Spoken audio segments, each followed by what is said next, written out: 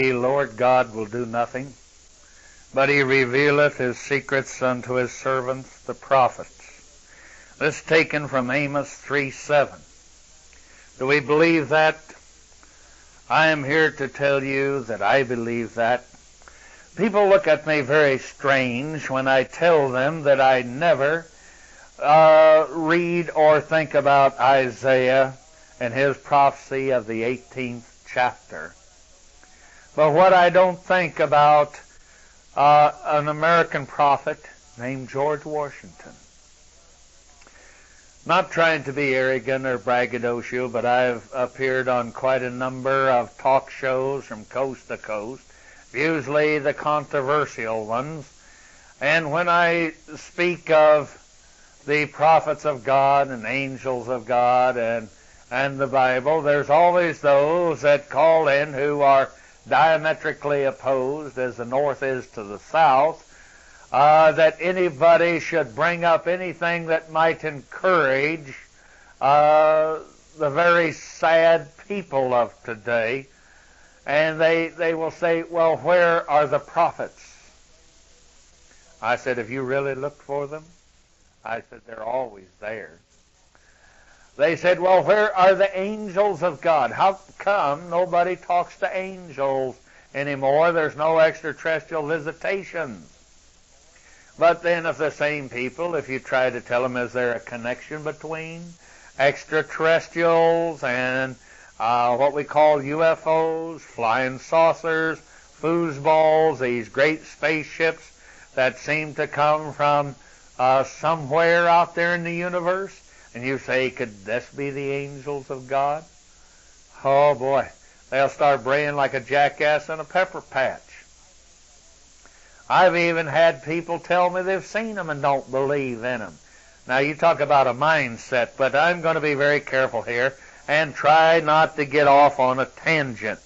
But I tell you what, to establish the prophecies of the Bible coming to pass, and the prophecies of George Washington, American prophet, who continued, I say, where Isaiah left off, and prophesied what is going to happen in what I call, and the Bible calls, Ezekiel 38th chapter. He talks about the new and unwalled Jerusalem. Sure, there's still an old geographical location over there that's called Jerusalem. It still exists. But Ezekiel talked about a day where all of the nations of the world are going to come up against the new and the unwalled Jerusalem to attack it. And the Almighty, as I told so many people 20, 25 years ago and longer, that there's a day coming when he said, I will put a hook in Satan's jaws. Now, we're talking about people, we're talking about nations who are adversary to the Almighty and his plan. And I said putting a hook in their jaw is not only deleting their fighting ability, but it is talking about famine conditions, which will force many of these nations to come against wherever and whoever this new and unwalled Jerusalem is. Now, if all of the other little third world nobody nations today, who we're becoming very much like, granted, because of our disobedience, then tell me where this is. Now we know that the Bible speaks of and talks about a heavenly Jerusalem. But let us go back and I will show you how this ties in with General George Washington, who prophesied of three great events as shown to him by great extraterrestrials. Now, a lot of you say, oh yeah, I've heard the George Washington vision. Well, I have three different ones in my possession, and I show that most of them, that most of you have read, is the deleted one where they've left out a very large paragraph describing divine intervention in the, shall we call it the Third World War, or religiosity calls it Armageddon, if you may.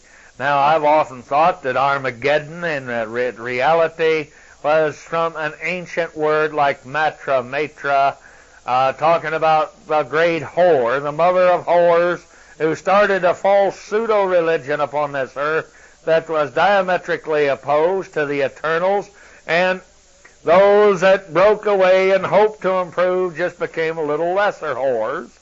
And so the matra later on, as it was fused down to Armageddon. But many people still tell us that it is a geographical location. All right, but there's going to be several geographical locations involved. But allow me now to go so you don't think that I'm starting with some of this off-the-wall business. And I will take you back to Isaiah, the 18th chapter, and I will use your old favorite King James Version so you don't say, well, boy, he's really twisting things here. But it starts out, the first word is wrong. It says woe, but it was ho, meaning you better pay attention. Woe to the land shadowing with wings, which is beyond the river of Ethiopia, that sendeth ambassadors by sea, even in vessels of bulrushes upon the water, saying, go, ye swift messengers, to a nation that is scattered and peeled, to a people terrible from their beginning, hitherto a nation that is meted out and trodden down, whose land the rivers have divided. All right, I might be getting ahead of myself here just a little bit, but go discuss this with any friend of yours that might be a surveyor. As we'll get into it a little bit more, and we're the only nation that it could describe. And I have, although in my possession here, and I have told you about the James Moffat. Although he was a great translator, he was ahead of his time, but look, they don't get all of it. He unfortunately thought this was referring to Egypt, which does not compute. And so let me give you an example ahead of time to think of about our nation, and we'll get into this. We have fought Spain, we fought France, we fought pirates, we fought the Hessians, the very best mercenary German troops they could send over here. It's kind of like a woman giving birth to a child. Should we call this baby America? And she stood up against the mightiest navy and armada and one of the best and most well-trained armies of its day, Mother England, and just kicked the stuffings out of Mama, whipped her, broke the umbilical cord and says, I'm running off, I'm on my own. Mama, I don't need you. In essence and in reality, this is what's happened, but our translators, they failed to understand it. Now, let's go back to this passage here that is addressed to this unnamed strange land, and it talks about a land that is wing-shadowed here in Isaiah 18:1. Now, the Farrar Fenton Bible, and I'm always referring you to, he brings it a little more clear. A land that the wings shadowed, or shadowing with wings here, even as the King James.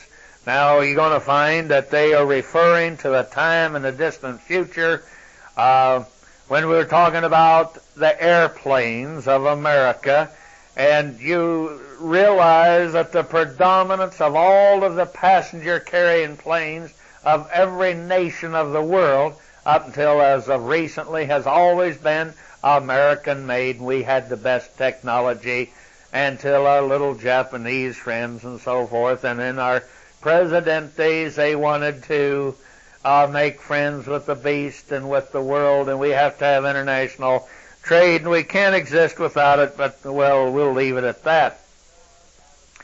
But Adam Clarke, the compiler of the 6-volume Clarke's Commentary, he made this statement on his chapter of Isaiah. This is one of the most obscure prophecies in the whole book of Isaiah, the subject of it, the end and the design of it, and the people to whom it is addressed, the history to which it belongs, and the person who sends the messengers, and the nation to whom the messengers are sent, are all obscure and doubtful. Well, they were till that time. That's fine. We'll clear it up now. The first verse, as I say, that starts out with ho, not woe. And it is translated in the King James Version by Adam Clarke. He points out is probably a partial calling of ho land, attend, give ear. In other words, back like in the days of Teddy Roosevelt, walk soft, carry a big stick, told all these other nations, this was back before our adversaries come amongst us and so stole all of our secrets and went over and sold them to our enemies. But anyway, the entire prophecy being an enigma or mystery here, the commentators are at a loss. They, up until this present time, they haven't been able to identify the people to who it is addressed. Consequently, they're not in a position to properly, I'm trying to say, to evaluate this marvelous, remarkable passage. We would refer you back to the days of January 1943, when the Destiny publishers, and again January 46, they took this entire chapter and it was published, and they gave the quotations of the former publications, which are now out of print. But this was revealed to the people. Way back then, they weren't in the dark. They were educated. There was a great religious stir among quite a number of people, and every year it seems to get less. But whenever the Almighty has a place in His providence for a man or a nation, He expects that man or that nation to take his place in history and in prophecy. Now, when we remember the origin of our country and its religious settlements and its free religion and superior education, that was up until recently, and its providential guidance mission among the people of the world that was to spread liberty throughout all the nations. It was to be freeing of an oppressed race we're talking about. And once again, I would refer you back to our American prophet, George Washington, when he alluded to the time of the great sin of the American people that indulged in slavery. I don't care whether black, white, green, yellow, whether you think that these other peoples are inferior to you, and even if they were, it does not tell us in Scripture that we're to make a slave out of a race of people.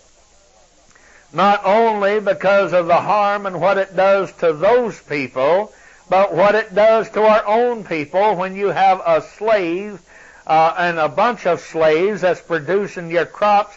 How does the poor free man, how does he compete against your slave labor? There's a lot of things to consider that people have not thought about. And so we find that with all of the blessings that the Eternal gave us in this nation through our forefathers, and they're standing fast and the freedom of religion, and as I say, we did have superior education. A lot of people are not aware of the fact that back in those days, in the early start, when they were setting up the Congress and so forth, I mean, they had educated men, where they would have a line of these people that were sitting at the tables, and they'd go along, and you wanted to try out to be a congressman, and they would ask you to go along and pick out of all the different books arrayed on the table, pick 10 of your choice there. And then they told you to go into the Latin at random passages there, and then you were to translate it into the Greek. Do you think that we have 40 people in the United States that could do that today, that are still intelligent, God-fearing, stand-up men? Oh boy. Now, when we remember the origin of this great nation and its religious settlements and its free religion, and you see, people fail to understand that we had a destiny, that we had a mission among the peoples of the earth, like what the prophet back there in Deuteronomy said, you're a chosen people, a special people, above all of the people that are upon the face of the earth. That we were a set-aside people. And isn't this what all of our governmental agency, our state agency, and everybody is anti-Semitic. They are against the Semitic Anglo-Saxon, what they call the WASP. This slur upon the white Anglo-Saxon Protestant. And a friend of mine, maybe I've told this little story before, but he went into an unemployment agency. And he was talking, and he ran across something that talked about this document that was sent out to all of the minorities. And he walked up and he said, I didn't get one of them. He wrote to him, he said, I didn't get one of these notices. He said, now, if I am a white Germanic American, and I'm not a minority, belonging to the Mexican people, or the Puerto Rican people, or the black people, or the brown people, or the yellow people, or the Asians, or the boat people, or the Haitian people, or the Cuban people, I want to know where I fit in. Then am I truly the majority?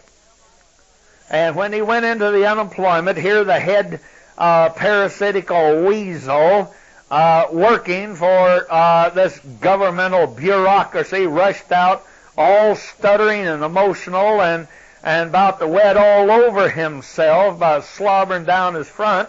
He said, no, he said, you are not a minority because you're German American. He said, and you're not the majority. He said, you're just them. All the others are minority. You belong to the them. So you see, there truly is, as this fellow pointed out to me, he said, looky here. He said, we truly were, and God said to us several thousand years ago, you're a special people above all the other people. You're different from these people, not because you were greatest in number, but you're a set-aside people. And so I don't let it bother me no more. It doesn't insult me anymore because the Almighty told me what was going to happen. But anyway, so we've lost sight of our mission on this earth. We've lost sight of how liberty is to be kept. And the things that we stood for, what we fought for, and we died for to release the people from the yoke of slavery. But I'm getting ahead of myself. And so we need not be surprised at these things that are all illuminated by the Holy Spirit if we'll only listen to Him, and that He tells in prophecy, and right in the middle of all of this, and these future prophecies is definitely prophesied among a group of known nations, and a country is described that has no name and facts relating to its future, and its prophecies, and is prophesied, and it is keeping with each of these groups of nations and the other sections, but those nations are all not named. And here's a section about a people that's not named, a blank space left for the title, and where it is said of Egypt, the burden of Egypt, and of Tyre, and the burden of Tyre, and there follows a description. Now you remember Christ, He even visited Tyre. And we know where Tyre was, and this is where this fallen son that Isaiah talks about, how art thou fallen from heaven, O thou sonny of the morn, as it said in the original language. And he became what a lot of people was said was either Satan or the devil or both, or the personification of him who became that ancient, powerful king of Tyre.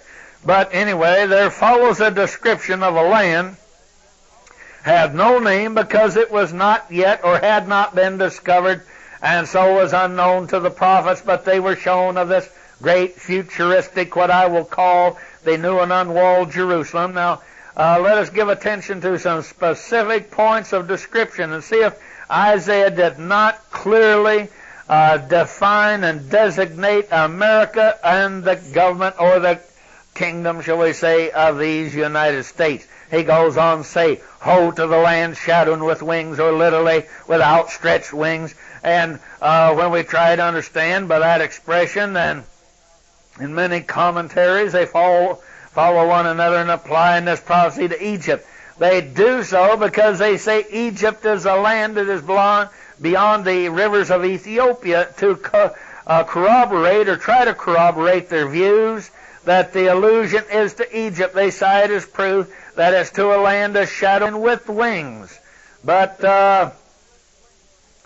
anyway, actually, they got it all confused, because in the next prophecy, and prophecy that I should go into, and hopefully is one of the great prophecies that has been filled in our time, or let me say, in my lifetime when I was a little boy, and I had for a long time this tape in the back of my mind that I wanted to do, that was entitled "The Day America Moved the Gods of Egypt." And it's right there in Isaiah 19. But I'm going to get back to it and stay with this. But now a lot of people, as I said, they were trying to claim that this Egypt here was a land that lay beyond the rivers of the Euphrates, and they tried to corroborate this, that the allusion is to Egypt, and they cite as proof the fact of it's a land shadowing with wings. Now this is how they interpret the wings. They say that the two stripes, or two strips of lands and mountain streams on either side of the Nile, which practically form Egypt and represent wings. Now I see no such likeness here any more than I see an actual man or woman on the moon. And this other bunch of hogwash that they've passed off on us, because they want to keep you blind as to who you are and why you're here, from whence you came, and where you're supposed to be going. Now, it's been claimed also by a couple of these other commentaries that they refer to the winged eye, which is the symbol of the authority of the ancient authority of the land of Egypt.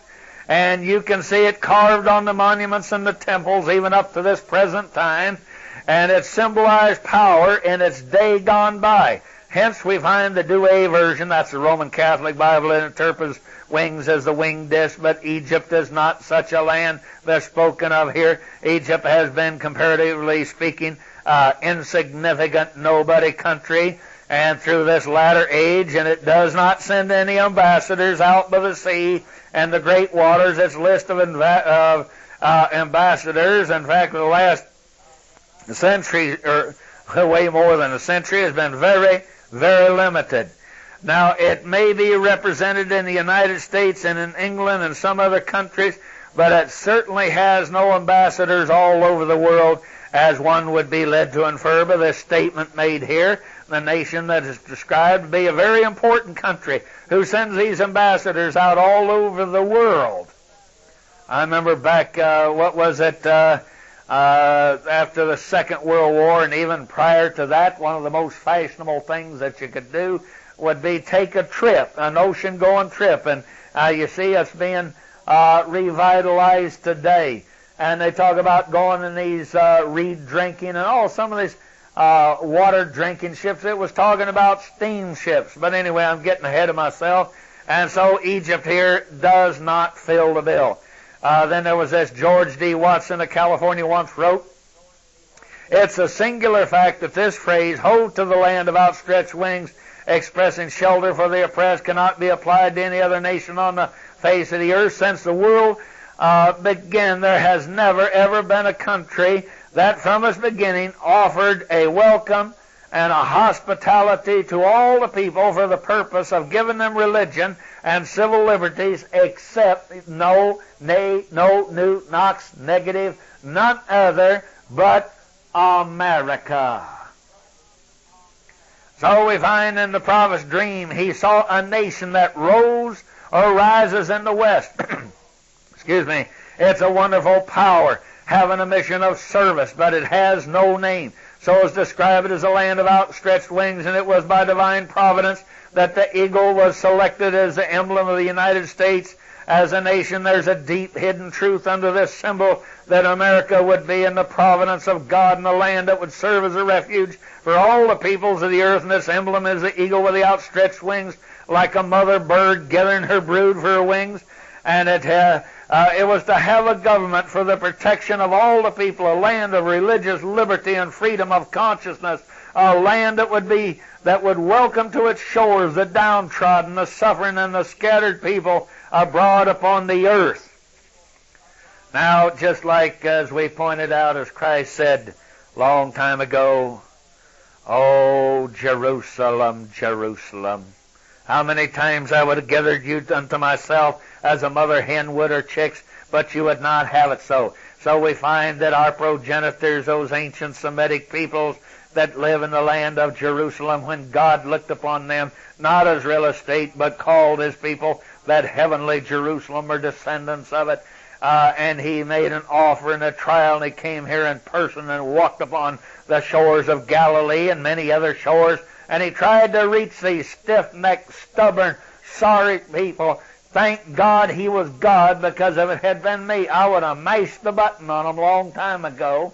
And we get up today, and we're no better, and we're fulfilling the prophecy that the Messiah said that we would make Sodom and Gomorrah blush. Now, let me go back before I get off on one of these wild-eyed tangents here, and we find that back in the days gone by that the leading French statesman made his address of welcome here to President Wilson in the city of Paris, and he spoke of Mr. Wilson as being the representative of that nation that outstretched its wings abroad for the protection of Europe. Let's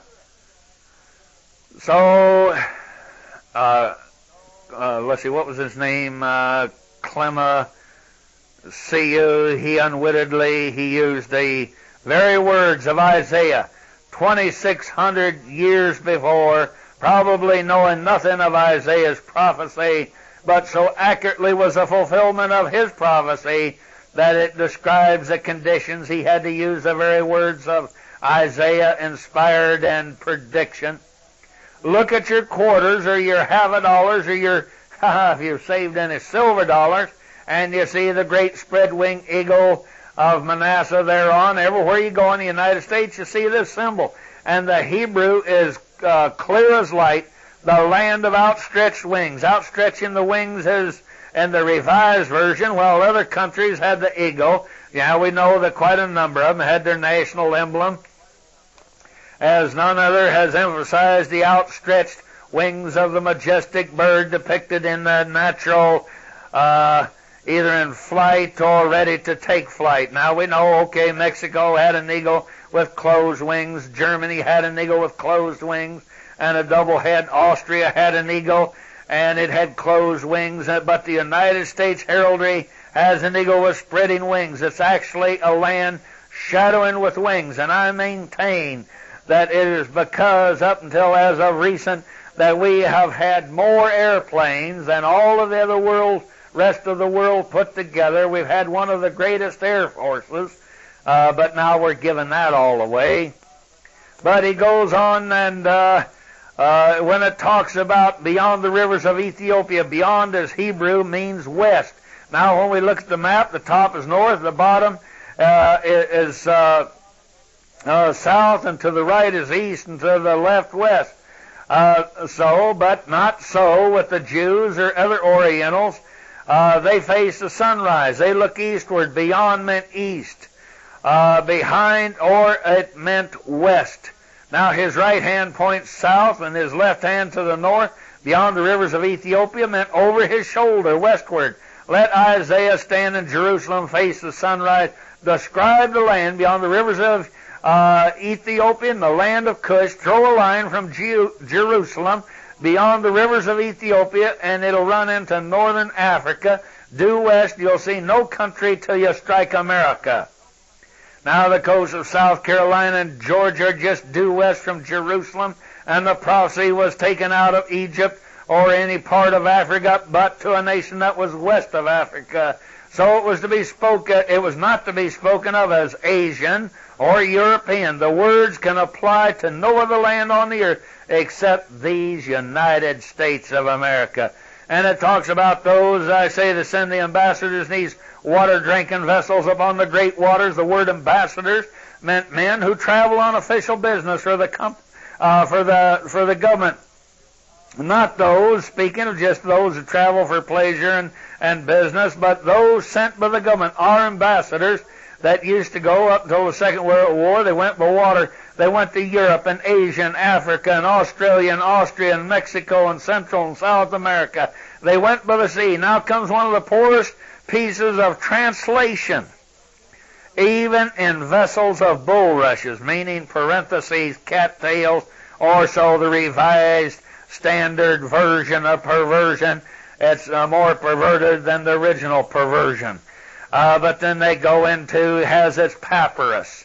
Well, that's utter nonsense. Now, these are even poor guesses. The translators of the King James Version of 1611, they came to a Hebrew compound word, water-drinking vessels. They had no idea what it meant, so they looked around for something that grew out of the water, and they guessed bulrushes. Well, or flags, or papyrus, and they're plants, not vessels. And Dr. Cummings, a competent Hebrew scholar, said, a water-drinking vessel is a steamboat. The prophet could not say steamboat because there wasn't any such word in his day. He had a mindset. There was none to refer to. He had not seen it here on this earth and this terrestrial plane. He had nothing to compare it to. So the phrase, water-drinking vessel upon the great waters, is a word picture of the ocean liner on the seven seas, pumping up waters, distilling it, turning it into steam to propel the water-drinking vessel with crews and passengers and cargoes going to all the land. And the fact that the case of prophet Isaiah was looking down through the ages at all of the different times and the sages, seeing the time when America would be exercising the power among the nations by sending forth its ambassadors and soldiers and sailors and diplomats in these water-drinking vessels, ocean liners, if you will, on all the waters of the world. And now here is another clue. Just like the clue, somebody who was terrible from the beginning. It goes on that tells about those who took the land back with the sword. My God, we fought Mexico. We fought France. We fought Spain. We fought Germans. We fought Mexico. We fought with the peoples of Canada. We fought the all different types of Indians in this land. Tell me this is not a land that was taken with the sword by the commandment of the Eternal who prophesied it, the very same one who said, how do you know that I am God? Because I tell you the end from the beginning. This is prophecy fulfilled, and you're living in the land of prophecy, and you're part of it. You're part of a greater prophecy if you'll just look beyond and know why everybody's happy in America. Now it goes on, and we get our next clue here where it's talking about a nation that's tall and peeled and smooth, depending on the translation. Now literally tall and clean-shaven. One version renders it tall and peeled as to a great land furbished like a sword ready to battle. Now the marginal use of the word peeled instead of clean-shaven. It is evident that the prophet had a vision of men tall like trees with the bark peeled off, but the best translation available is tall and clean-shaven. We know, go back to the time World War I, that America rose and equipped an army of 3 million soldiers at home and abroad, and these soldiers, they average more feet and inches in height than any other similar army ever marshaled upon earth. The American soldier at that time, he averaged 5 foot 11 inches in height. This is the tallest army that the world had ever seen. There was a striking fact that almost all, these 3 million, not a man, other than maybe an officer, not one of them wore a beard. Although men wore mustaches, there was not a full beard in that list. Now, this could not apply to any, because we know even the English and the Austrians and many of these other people that went to sea and so forth in the warships and all. And I've been overseas, and I saw the other troops and men upon their sailing well, their warships or whatever, how they were allowed to keep neat, clean-shaven beards. All right, so it goes on then to bringing up the point that I've already hammered, but let me hit it again here. To a people that were terrible from their beginning onward. Did you ever hear, as I said, of an infant jumping up, slapping the taste out of his mother's mouth, so to speak, just in the process of being born? Now, I'd say that was kind of terrible right from the beginning, and this is what I pointed out to you that we did in the United States. We whipped the mightiest nation of the known world in the process of being born into a nation. We find this historical statement cannot apply to any other nation on the globe, or any other nations have gradually acquired such great power, become terrible from many standpoints. But no other nation was terrible from the beginning onward. A nation now, mind you, if you got any friends who are surveyors, you go talk to them. A nation that is meted out. Meteth out, M-E-T-E-T-H, meteth out and trodden down. Now the literal translation would be the land measured out under the treading of the foot. Now I don't know about the young generation today as they're being taught all of this European erroneous bad mathematics, but the Bible prophesied that would happen too, that they would change times and dates and weights and measurements so as to confuse us and to keep the adversary's system alive, which is diametrically opposed to our mathematical system. But I remember as a young man, my grandfather buying some property, and he would look along a fence row and he said, that doesn't seem right, and he would go and step it off. In other words, under the treading, there is a land that is measured out by lines under the foot. Here's another very startling prophecy, to say the least, based on information that could only be known by the infinite mind of the eternal Yahweh God about the time that Florida and Louisiana were taken into the Union, Ohio in as a state. The government passed the law that all public land should be surveyed by the North Star, a baseline running east and west, and all this land cut up into mile square sections. Now, go back and look at our map. It's like a giant checkered board, and these sections are subdivided into quarter sections, or half a mile square, which is the amount of land that was allotted to our soldiers and sailors for homestead. No nation has ever been meted out in blocks before like this. Now, there is a significant thing. All of the countries of the world, and in the division of the land under Joshua, he surveyed and marked their land by local boundaries. If you buy a lot or an acre in England today, your description would begin with a rock or a tree, or a corner of a barn or a fence or a portion of land will be defined by the local marks. For the first time in the human race, the American government, this new and unwalled Jerusalem, as I think time will prove to you, found a new way of meting out land by a general survey of measurement according to ranges with the North Star. All the land in America from the eastern edge of Pennsylvania to the Pacific Ocean, from Canada to Mexico, has been surveyed by lines of measurement staked off in sections and quarter sections, and the state of Florida came into the Union about 1845 after the law of general surveys had been passed and thus surveyed into sections. There was millions of Americans who do not know this fact. They have no idea how the government surveys or divides this land in sections with lines and pointed out north and south and east and west, but those who know the very habits of our nation showed this to the prophet Isaiah over nearly 2,700 years ago. And you go talk to the surveyors today, and they use what they call a chain. Talk to them about it. I don't know of any other nation in the world that does that. Now, where do we get this land? We measured it off in sections, and we trod it down. The Indians took it, and Isaiah saw a land that was meteth out, as he said, by line, and treadeth down. And the story of our treadeth down a race is a sordid one. but it's an accurate one.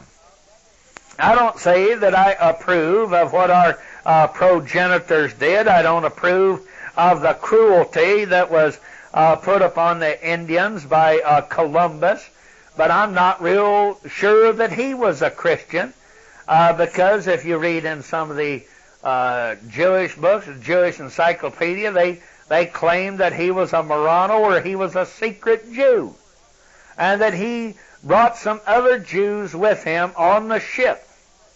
And they also had a secret subversive plan, and they had already known about existing maps that showed this great land of these United States.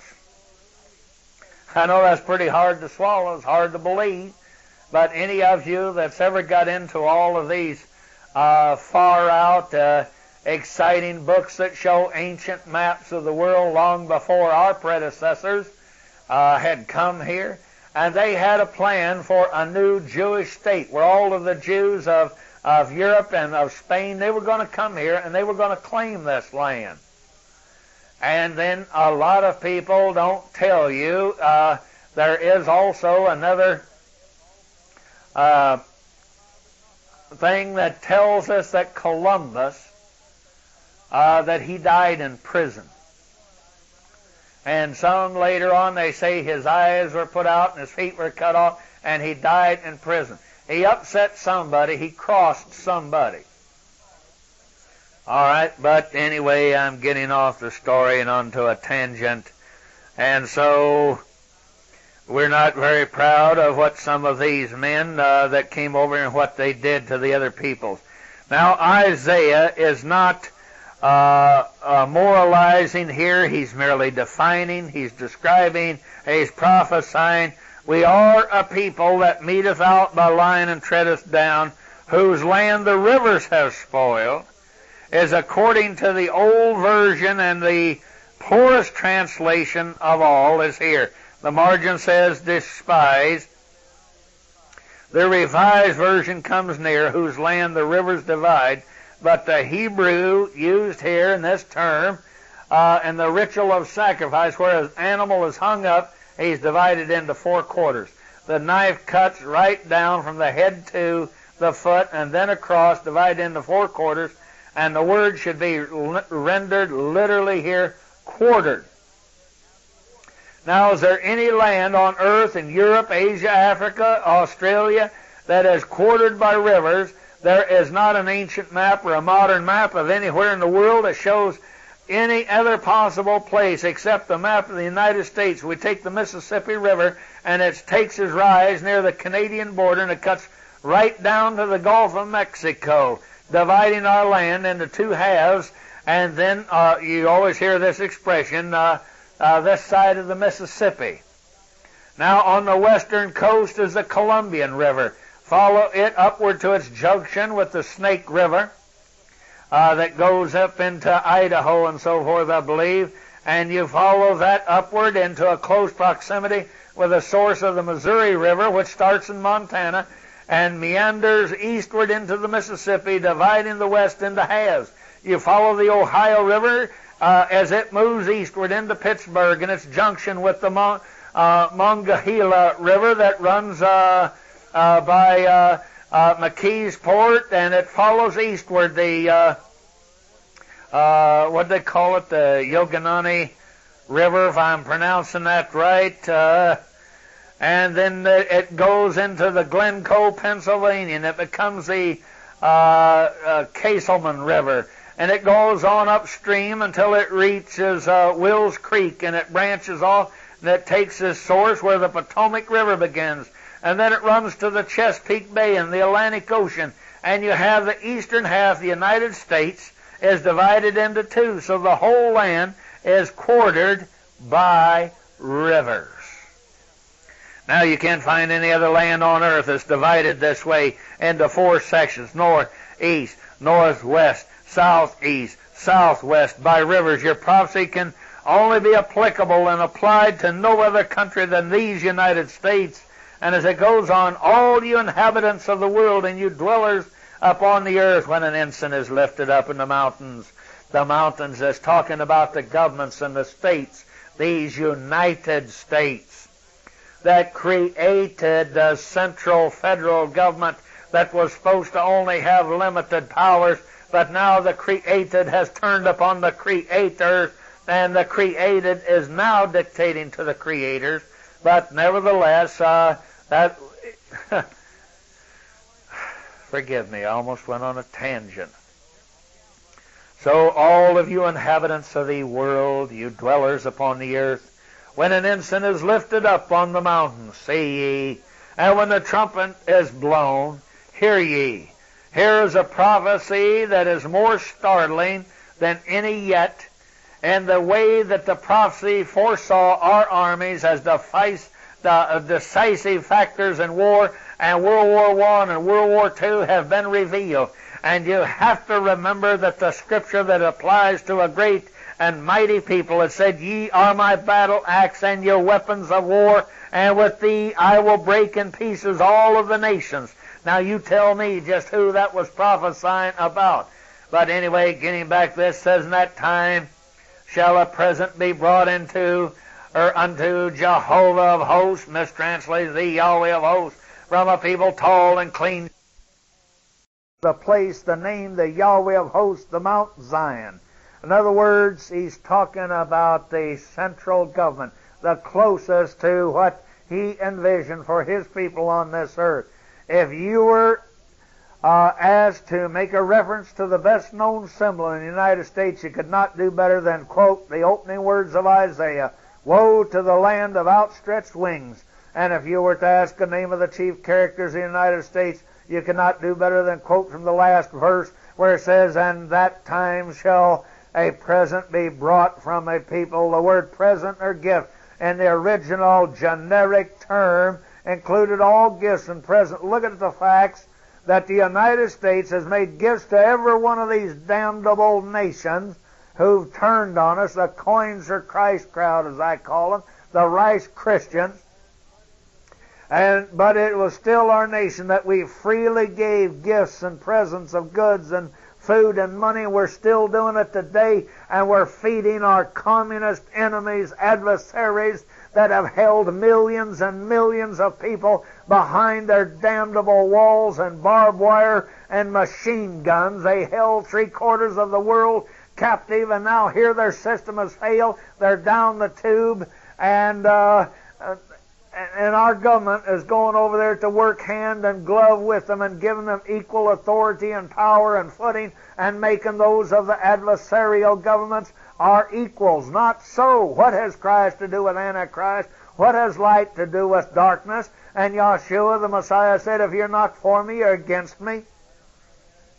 But anyway, there is no parallel with any of has been or ever has or will be as to the, all right, aside from all of our other faults, as to the generosity of the American people in the history of this world. If you can point this out to me, you show somebody else that fulfills this. And the Almighty God, He foreknew this, and He showed it to His prophets. And on our part, we stand amazed when we read all of these prophetic statements in Isaiah's 18th chapter, and we have seen so exact and a literal fulfillment in none other nation in this world but these United States, as it is written down in the prophecy. But so much for that, without going off and pontificating over and over on that. Now, I was going to bring out, there are people, let's see, I want to tie prophet, soldier, man, husband, father, lover, gentle spirit, God's man, George Washington.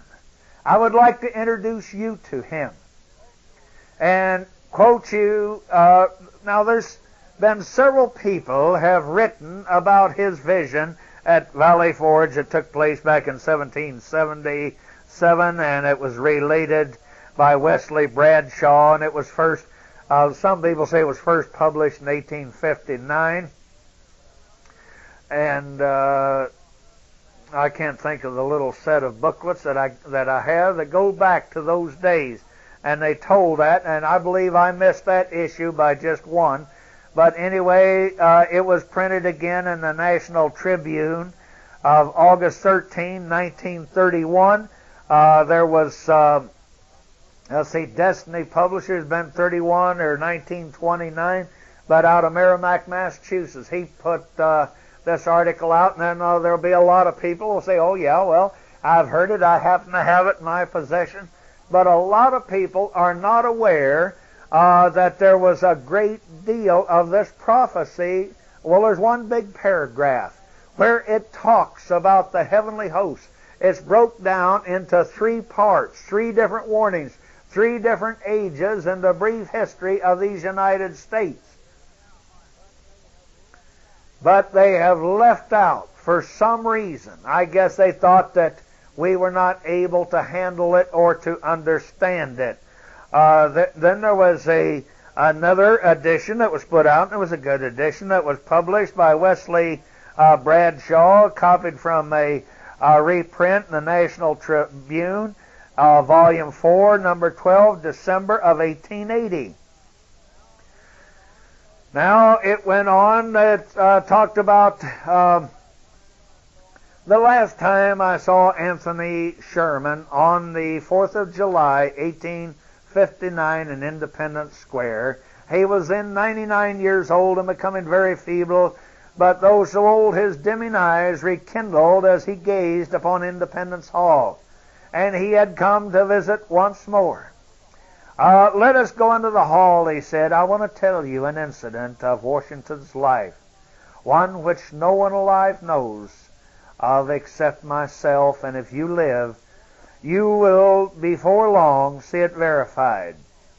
Now, from the opening of the Revolution, we experienced all phases of fortune, now good and now ill, one time victorious, another conquered. Now, the darkest period we had, I think, was when Washington, after several reverses, retreated to Valley Forge, where he resolved to pass the winter of 1777. I've often seen the tears cruising down our dear old commander's careful or careworn cheeks as he would converse with his with a confidential officer about the conditions of his poor soldiers. You have doubtless heard the story of Washington going to the thicket to pray. Well, it was not only true, but he used often to pray in secret for aid and comfort from the eternal, the almighty God, the interpretation of whose divine providence brought us safely through the darkest days of tribulation. Let me interject here. This is talking about some of those who fulfilled that, who were terrible from the beginning.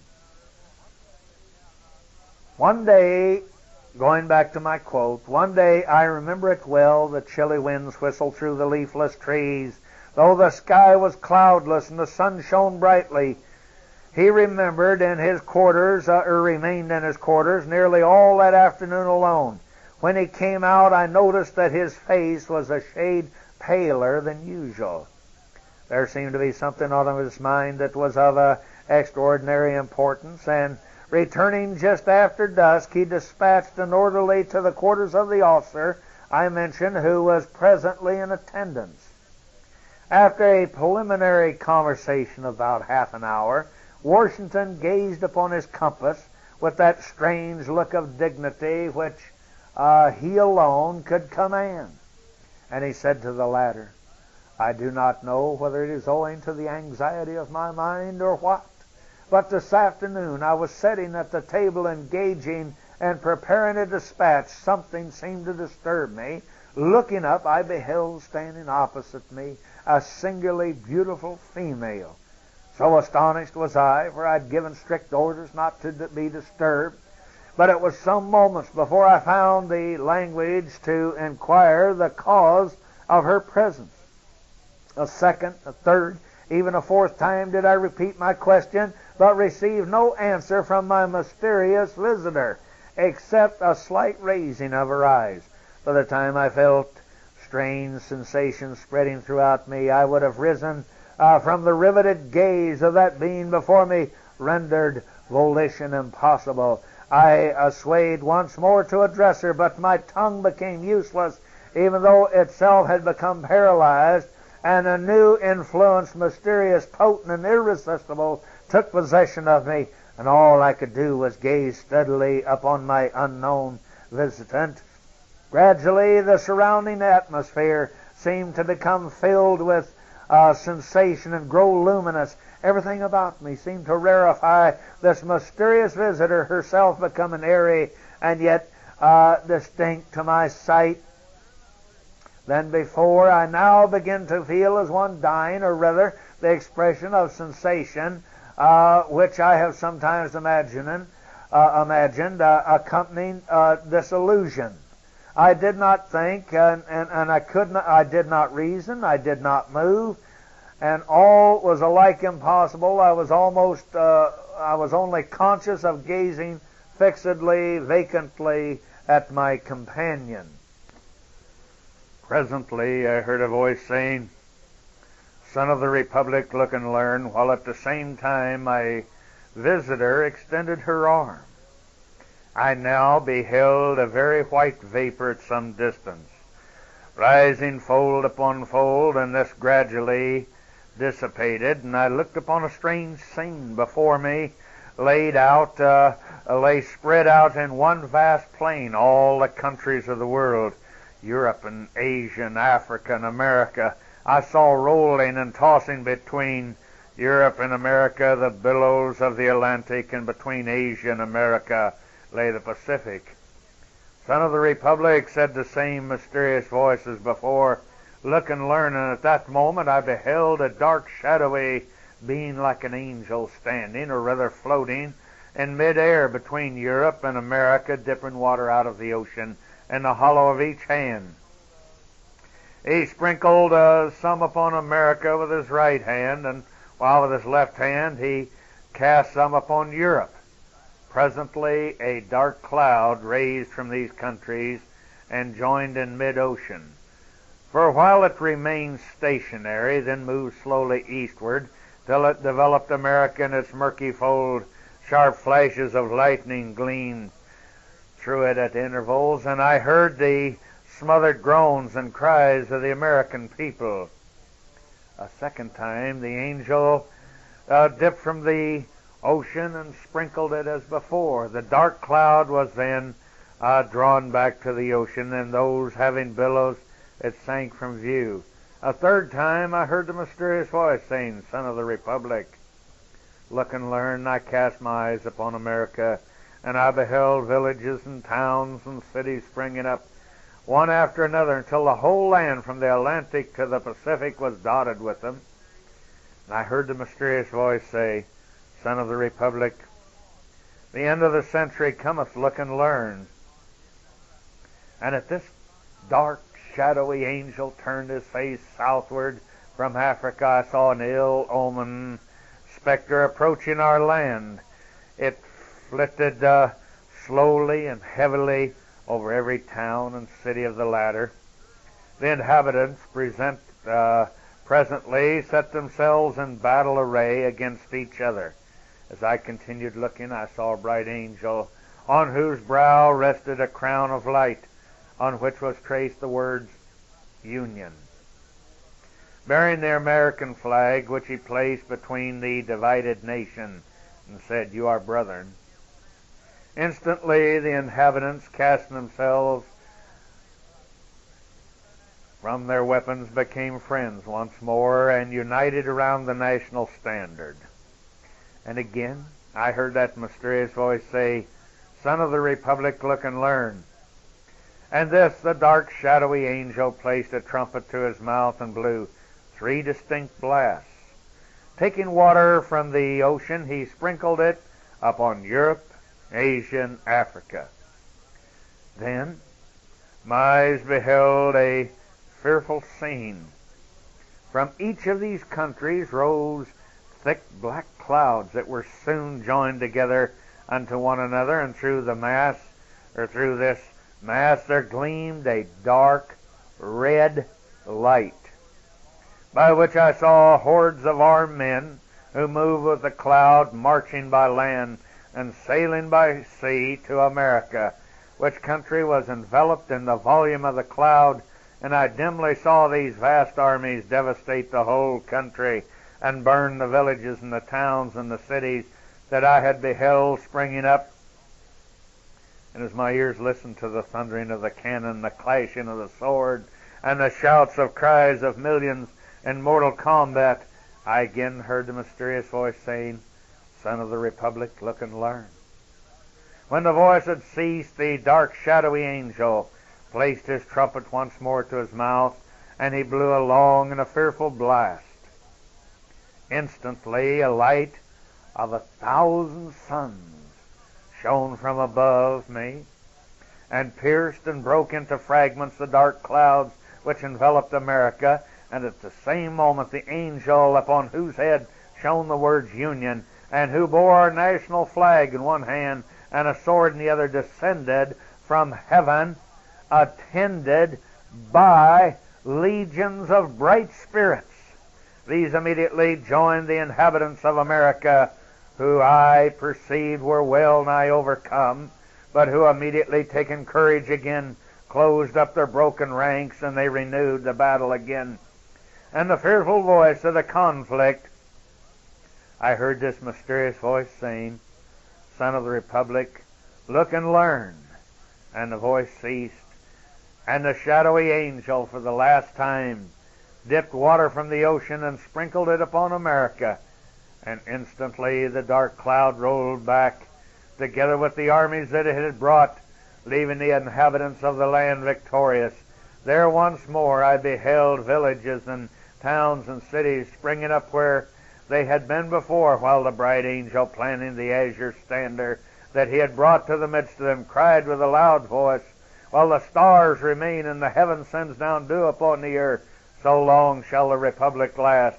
And taken from his brow the crown upon which was blazoned the word Union, he placed it upon the standards, while the people kneeling down said Amen. The scene instantly began to fade and dissolve, and I at last saw nothing but the rising, curling vapor that I first beheld. There also disappearing, I found myself once more gazing upon my mysterious visitor, who in the same voice that I'd heard before said, "Son of the Republic, what you have seen is thus interpreted. The 3 great perils will come upon the Republic, and the most fearful is the second, passing which the whole world united shall not prevail against her. Let every child of the Republic learn to live for his God, his land, and his vision." And with these words the vision vanished, and I started from my seat, and I felt that I had seen a vision wherein had been shown me the birth and the progress and the destiny of the United States. Such, my friends, conclude the venerable narrator, were the words that I heard from Washington's own lips, and America will do well to profit from them. So God bless the old gent that wrote it down. Now, I want to point out something to some of you folks that you may not be aware of.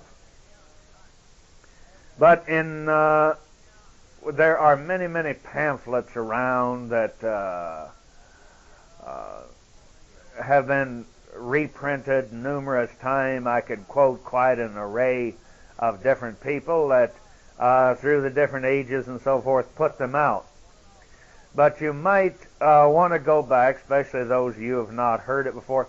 A lot of these little pamphlets of Washington's vision, they eliminate a couple of very important paragraphs, or one main paragraph there.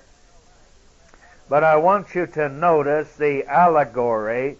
There gleamed a dark red light, by which I saw hordes of armed men who moved with the cloud, marching by land, sailing by sea, and etc. to America. Well, first of all, did you notice a red light? And what is the color of Edom? What is the color of Mars? It's called the red planet. And it also represented the god of war and the ancient wars spoken of by the Greeks. You see, it's allegorical. It's a parable. And I think that it's something that we can do well to learn by. Now, I think in our next book of, our next little tape on prophecy, I want you to keep this in mind. Think about it. Right, well, remember, for those of you who have received my other tapes, I want to point out also, as you go back and you listen to Washington's vision, it says, instantly a light of 1,000 suns shone down upon me and pierced and broke in fragments the dark clouds. Now, a lot of this is also allegorical, but we would take you back to when the armies of the heavens, and a lot of people are not aware of this, in the days of Elijah when he sent his servant over the hill, he knew that if he was going to take on these hundreds of phony preachers who also represented the political and religious system of his day and age combined, that he was going to need some sort of extraterrestrial. He had already been foreordained. He had been forewarned. And I believe beyond a shadow of a doubt, when you go taking on the whole religious, political, and economic system of a country and take upon its rulers and get up and woof in their face, you had better know that there's somebody besides the arm of flesh and your fellow man who is going to back you up. And so what did he say to his servant? He said, go over the hill and look and see and tell me, report to me what you see. He came back, he said he saw nothing. And isn't this allegorically of the people today? They don't see anything. They don't want to see what the adversary's doing.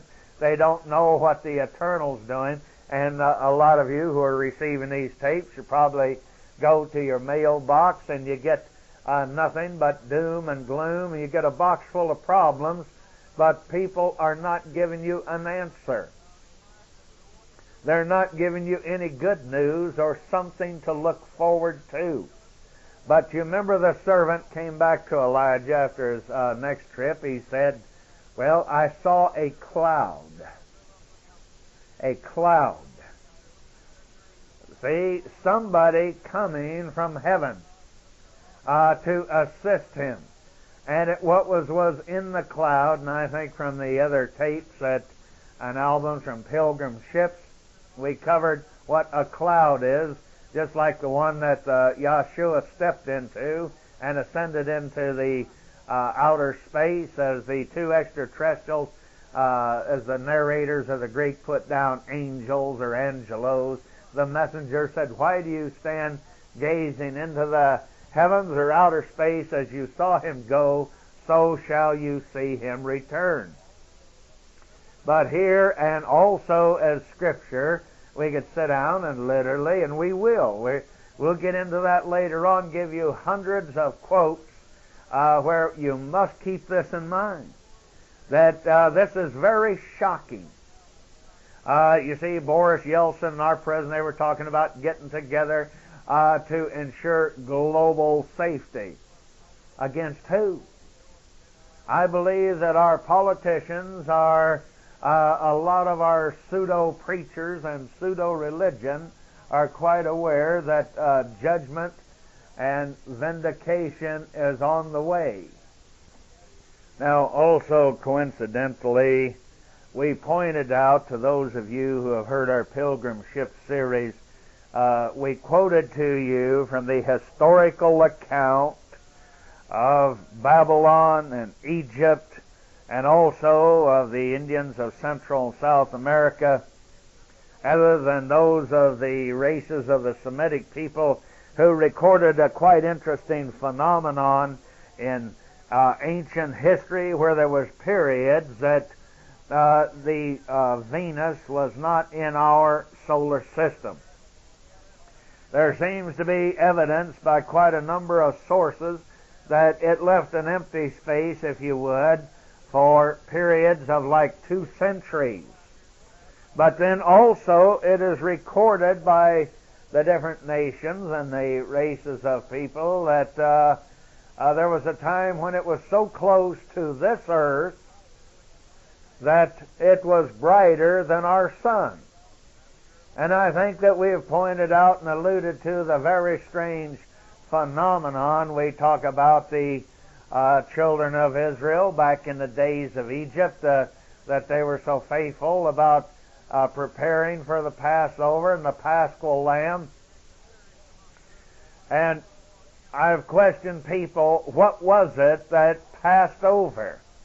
Now, the Bible tells us we're not to go to witches, we're not to go to soothsayers, we're not to go to astrologers, and etc., and so on. If you don't know it, then you need to go back and read your book. So, if we're not to do anything, then there is a very logical, astronomical, scientific explanation if we will keep an open, unprejudiced, determined opinion, and we will look at the possibilities of something then had of a magnitude of the size of this planet had to pass between the sun and the moon and the earth. Something stood in between at just the right angle to where it was calculated that all of the Egyptians would be in darkness upon the exodus of the Semitic people known at that period of time as the Israelites, the descendants of Adam, as they were leaving Egypt. And then we go back and we see something that caused quite a strange thing to occur in outer space at the time of what they spoke of Joshua's long battle. And then we also pointed out in the tapes previously another strange phenomenon from 3 o'clock in the afternoon till 6 in the evening, which were still should have been daylight hours at the time and the period of the crucifixion of our Messiah. There was thick, in other words, heavy darkness upon the land. And then we pointed out also in those other strange tapes from Pilgrim ships, we told you about the door being open to the temple, and it was not talking about that temple of that old wicked Herod, but it was a temple in heaven, where, just like George Washington here said, instantly a light of 1,000 suns shone down upon me and pierced and broke into fragments the dark clouds which enveloped America. Now, allegorically and idiomatically, what was he speaking of is found, as we will be covering in later tapes of prophecy. It was found that in Ezekiel, the 38th chapter, it talks about a Jerusalem that is not the Jerusalem of the Old Testament. It is not that land over there that is called is a lie by so many people. But it is a new and unwalled Jerusalem that is found in the 38th chapter of Ezekiel, where the Eternal himself talks about a day, which a lot of you have been hearing me rant and rave for over a quarter of a century about it, when the Eternal said, I will put a hook into Satan's jaw. For those of you who have not heard my tapes before, I will repeat myself, that Satan means those who commit treason against the Almighty. And let's don't get smug and point at Russia. Well, we are pseudo-Christians in part. We are obeying the Almighty in part. But he said anyone who obeys part of the law must obey all of the law. And these silly asinine preachers who say that the race is under grace, and they don't have the guts to even say race anymore. Well, if this is grace, I say, God deliver me from it. But the Eternal says that once again that he will establish the law. But when he said he's going to put a hook into Satan's jaw, is this not going on in Russia, where we've told you how many, many time zones you cross of these once captured nations that constitute the United States of the Soviet Republic, and now we hear that they are no longer communist. Well, this vision right here, if there be anything to it, they still are Reds. They're still under the doctrine and the dictates of their progenitors, their ancient god Baal, whatever you like. They're still under the Edom system.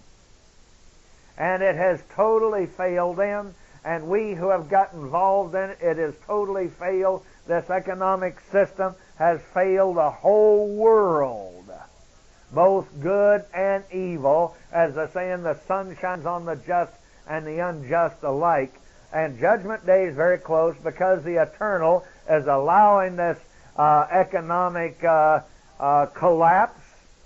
He's allowing these famine conditions due to the greed of man cutting down the forests of South America and messing with the ozone, all this other stuff that is bringing about the unbalance of nature, who Scripture tells us is groaning and travail, waiting for the glory that shall be manifested in them by these manifested sons of God. And I say, where are they? Well, they're here all right, but you can't find them because we're not interested in them as a nation. I'm not talking about you as individuals, but I'm talking about this bright light that is shown from heaven. And we remember that the Eternal said that He is coming back to make war against all of the nations of this world. And Ezekiel lists all of these nations. And like a lot of people say, well, who's worried about the little nation of Libya and so forth? As we pointed out, we go back into this Geneva Bible that we promote, and the footnotes of our God-inspired, under the Holy Spirit, men of the Reformation who wrote these thousands of footnotes in there and explained that this nation at one time, it included all of Africa. And so you go back, and a lot of the nations you may not be able to find out or to compare them.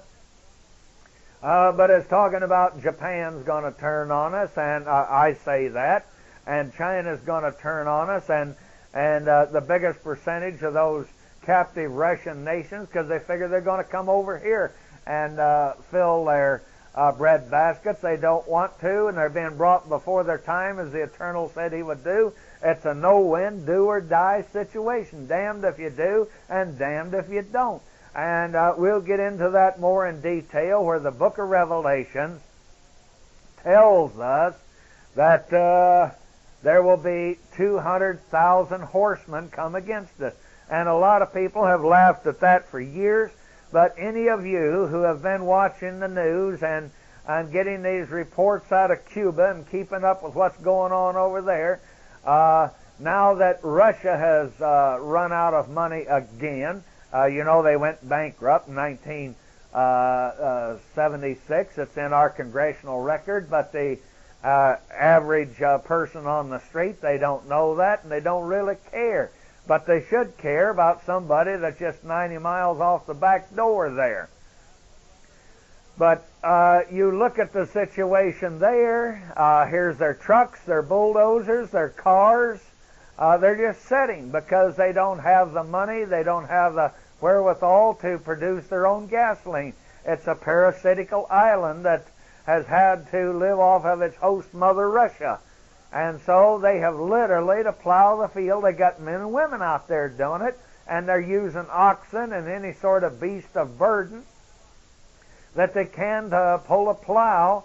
In other words, it's back to the cane fields. And if you don't grow it, you don't eat it. And if you, in other words, you're going to die. And so, although we started out on the province of America, and we're going to continue with them, I want to digress and show you a great, terrific parallel, quoting to you from the scriptures of the Dead Sea sect and of Theodore Castor. And I believe that we'll cut our tape off at this point because there are many things that I would like to get into, and I don't want your chain of thought broken up here to prove that this is a very real